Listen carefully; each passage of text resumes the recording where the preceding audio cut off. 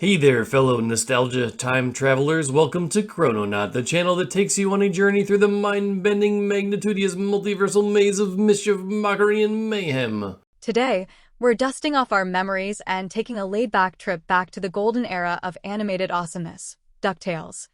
I'm your guide through the nostalgia vortex, and we've got some quacktastic trivia lined up for you. So, grab a bowl of cereal and let's dive into the adventures of Scrooge McDuck and the gang. Now for some trivia. 1. The McDuck Dynasty.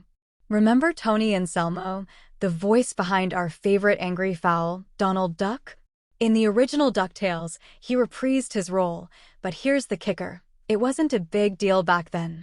In the '87 version, Donald left the nephews with Scrooge when joining the Navy, making only a few appearances. Fast forward to this show, and Donald's in the limelight, showcasing not just his comedic side, but also his brave, adventurous nature from the classic Carl Barks comic books. 2. Bubba is a Neanderthal-like cave duck and is depicted with red hair. Some studies suggest that red hair was common among Neanderthals. 3. David Tennant, our beloved doctor, not the time-traveling kind, was always the first choice to voice Scrooge by Matt Youngberg, the show's executive producer. Interestingly, Tennant's casting was decided even before the unfortunate passing of Alan Young, the original voice of Scrooge, in 2016. 4. Uncle Scrooge's nemesis Flint Hart Glomgold is portrayed in this series as a Scot. In the original comics, he was portrayed as South African.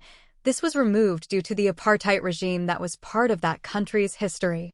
5. Scrooge's iconic money bin sits on top of a hill. In the 2017 reboot, it's on a secluded island off the coast of Duckburg.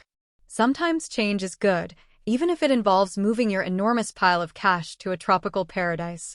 6. Huey, Dewey, and Louie breaking the mold. The '87 DuckTales marked the first time these triplets showcased very distinct personalities.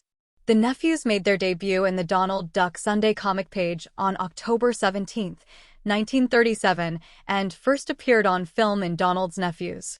In the 1987 cartoon, Huey is the eldest triplet, so he acts the most responsible. Dewey is the middle child and just wants to stand out. Louie, the youngest, often shows that he prefers to enjoy a lazy lifestyle.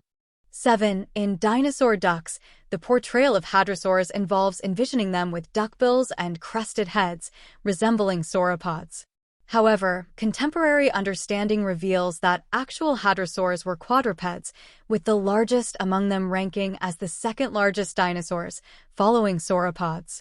The depiction of the mother hadrosaur engaging in combat with a T-Rex and striking it with her tail is a departure from the realistic behavior of hadrosaurs, which were not known for such confrontations and were typically depicted as more defenseless in popular representations. 8.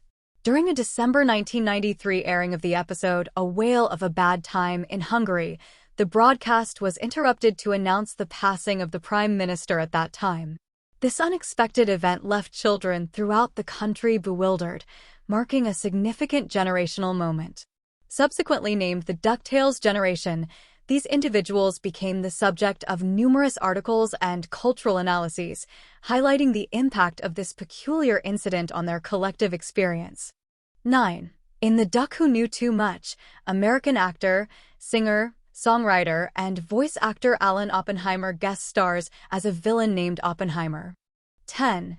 The Disney Channel/Toon Disney editions of the series, along with other programs within the Disney Afternoon lineup, underwent editing to eliminate instances of gun violence, any actions that might be imitated by impressionable viewers, such as tampering with electric wires for this particular show, and scenes deemed excessively frightening or intense for a younger audience. 11. In the episode Sur Euro de Gearloose, there is a scene where Merloon attempts to make Gyro's magnet function by forcefully slamming it onto the table, accompanied by him saying, "Work, work, work." However, due to his accent, it can be misheard as an inappropriate term. As a result, this particular line was eventually redubbed. While the original VHS tape retains the initial dialogue, the DVD version features the revised sentence to address the unintended misinterpretation. There you have it, Chrononauts. A laid-back journey through the Ducktales of 1987, where adventure, nostalgia, and quackery collide. Until next time, stay quacking cool.